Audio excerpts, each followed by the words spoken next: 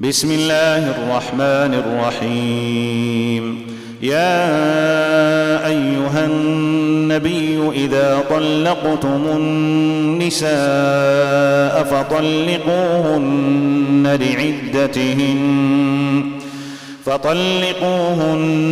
لعدتهن وأحصوا العدة واتقوا الله ربكم لا تخرجوهن من بيوتهن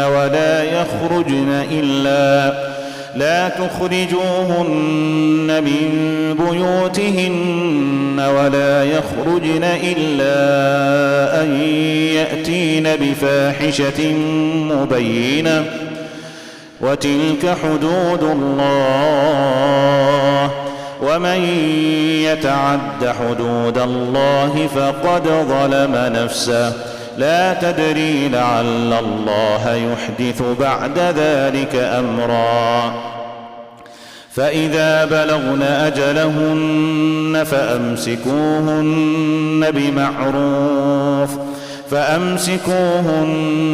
بمعروف أو فارقوهن بمعروف وأشهدوا ذوي عدل منكم وأقيموا الشهادة لله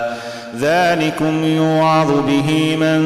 كان يؤمن بالله واليوم الآخر ومن يتق الله يجعل له مخرجا ويرزقه من حيث لا يحتسب ومن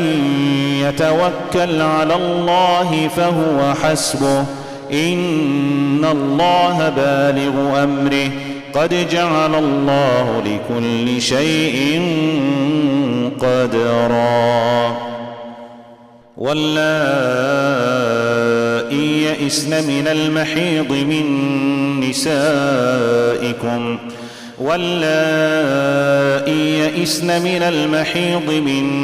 نسائكم إن ارتبتم فعدتهن 3 أشهر واللائي لم يحضن وأولاة الأحمال أجلهن أن يضعن حملهن ومن يتق الله يجعل له من أمره يسرا ذلك أمر الله أنزله إليكم ومن يتق الله يكفر عنه سيئاته ويعظم له أجرا. أسكنوهن من حيث سكنتم من وجدكم ولا تضاروهن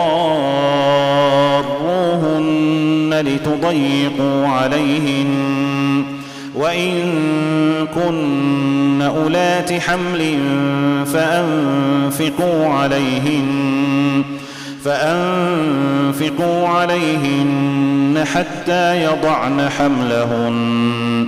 فإن أرضعن لكم فآتوهن أجورهن وأتمروا بينكم بمعروف وإن تعاسرتم فسترضع له أخرى. لينفق ذو سعة من سعته ومن قدر عليه رزقه فلينفق مما آتاه الله لا يكلف الله نفسا إلا ما آتاها سيجعل الله بعد عسر يسرا. وكأي من قرية عتت عن أمر ربها ورسله فحاسبناها حسابا شديدا وعذبناها عذابا نكرا فذاقت وبال أمرها وكان عاقبة أمرها خسرا. أعد الله لهم عذابا شديدا فاتقوا الله يا أولي الألباب الذين آمنوا قد أنزل الله إليكم ذكرا. رسولا يتلو عليكم آيات الله مبينات ليخرج الذين آمنوا وعملوا الصالحات من الظلمات إلى النور ومن يؤمن بالله ويعمل صالحا يدخله جنات تجري من تحتها الأنهار خالدين فيها أبدا قد أحسن الله له رزقا الله الذي خلق 7 سماوات ومن الأرض مثلهن يتنزل الأمر بينهن لتعلموا أن الله على كل شيء قدير